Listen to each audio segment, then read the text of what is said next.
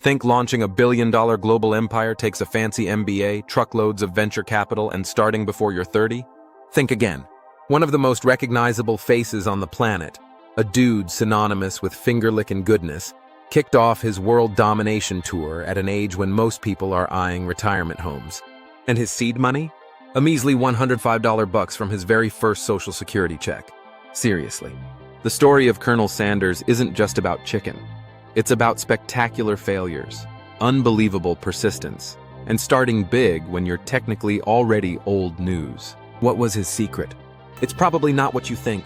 Before he was the colonel, Harlan Sanders was, well, he was kind of a rolling stone gathering no moss and frequently getting fired. Born in Indiana in 1890, his early life reads like a bizarre resume designed to fail. He dropped out of school in the 7th grade. His job history was a chaotic whirlwind. Farmhand, streetcar conductor, fired. Army private in Cuba, briefly, honorable discharge. Railroad fireman, fired. Studying law by correspondence until he ruined his legal career by getting into a courtroom brawl with his own client. Yikes. Insurance salesman, fired. Failed political candidate, ferry boat operator, successful, but then a bridge was built. Aspiring tire manufacturer, factory burned down. Michelin tire salesman, fired again. And finally, running a service station in Corbin, Kentucky in the 1930s. Exhausted yet? Harlan probably was too.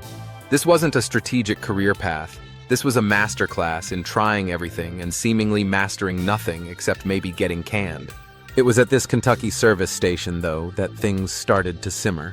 Travelers needed feeding, so Sanders, using the cooking skills he learned as a kid after his father died, opened a small roadside diner attached to the station. He served hearty Southern fare, but his specialty, the thing people really started talking about, was his fried chicken. It wasn't just any fried chicken. Harlan was obsessed with quality and speed.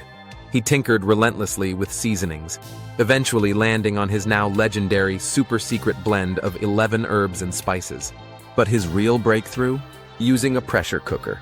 This was revolutionary back then. Frying chicken traditionally took ages. The pressure cooker slashed cooking times while supposedly keeping the chicken moist and flavorful. His little diner, Sanders Court and Cafe, became a regional hit. He was even made an honorary Kentucky colonel by the state governor in 1935 for his contributions to local cuisine. Nope, not a military rank, purely ceremonial, but Harlan loved it and started dressing the part. For a while it looked like Harlan Sanders, now middle-aged, had finally found his niche. And then, disaster.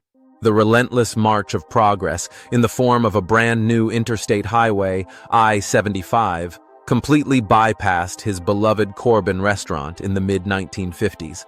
His customer traffic dried up virtually overnight. The business he'd poured his heart and soul into became worthless. He was forced to sell it off at a massive loss. Now in his mid-60s, after decades of hustling and finally achieving a measure of success, Harlan Sanders found himself broke, defeated. His primary source of income? That first Social Security check, amounting to the princely sum of $105. This is the point where most people would, understandably, throw in the towel, buy a rocking chair, complain about the government. But Harlan Sanders wasn't most people. He looked at that $105 check, thought about his truly exceptional fried chicken recipe, and had an audacious, almost delusional idea. He couldn't sell his restaurant, but maybe he could sell his recipe. So here's the plan. Take that $105, load up his trusty Ford with a couple of pressure cookers and bags of his secret spice blend, and hit the road. His strategy was pure grassroots hustle. He would drive across the country, pull into roadside restaurants unannounced, and ask the owner if he could cook his chicken for their staff. No fancy pitch decks, no market research. Just Harlan, his white suit. He'd fully embraced the colonel persona by now, and his pressure cooker. If the owner and staff liked the chicken, and they usually loved the chicken, he'd propose a deal almost laughably simple. Let me teach you my method, use my spice blend, which he'd mail to them, and just pay me a royalty. A nickel. 5 cents for every single piece of chicken sold using his recipe. Sounds straightforward? It was brutal. Sanders faced rejection after rejection. Restaurant owners were skeptical. Who was this old guy in a white suit trying to sell them a chicken recipe? He slept in the back of his car to save money. He lived off his meager savings and that tiny Social Security income. He ate at the very restaurants he was trying to sign up, often relying on their goodwill. Legend has it he faced over 1,000 rejections. Imagine being 66, 67, 68 years old, driving endless miles, sleeping rough, hearing no day after day after day. The sheer mental fortitude required is staggering. This wasn't some glamorous startup story. It was a grueling, lonely, exhausting grind fueled by unshakable self-belief and, presumably, a lot of coffee. But slowly, painstakingly, it started to work. A restaurant here, another one there. One of his earliest and most crucial franchisees was Pete Harmon in Salt Lake City. Harmon wasn't just an early adopter. He was a marketing whiz. He reportedly coined the name Kentucky Fried Chicken. He pioneered the iconic bucket packaging, perfect for takeout family meals. He became a key partner in refining the franchise model. As more restaurants signed on, the momentum built. Word spread about this amazing fried chicken. The franchise network grew exponentially.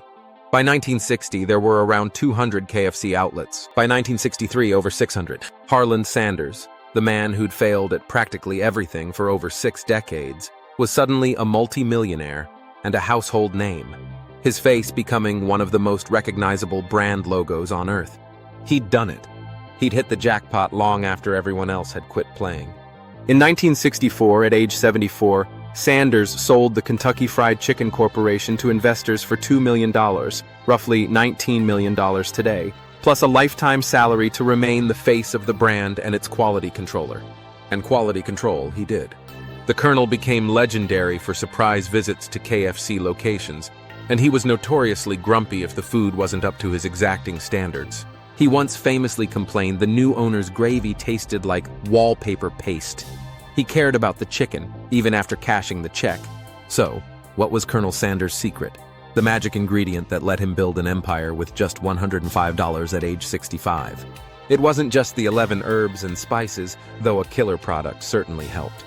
It was an almost superhuman level of perseverance forged through a lifetime of spectacular failures.